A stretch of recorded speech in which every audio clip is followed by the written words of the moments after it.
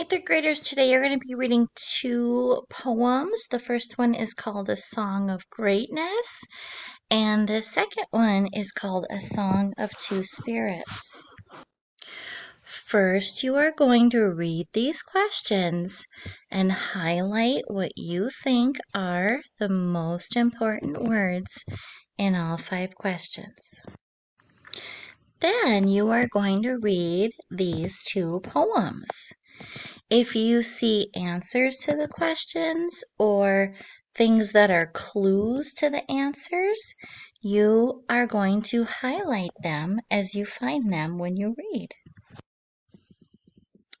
Last, you're going to answer these 5 questions and make sure you have highlighted in the poems either where you found the answers or the clues that helped you find the answers.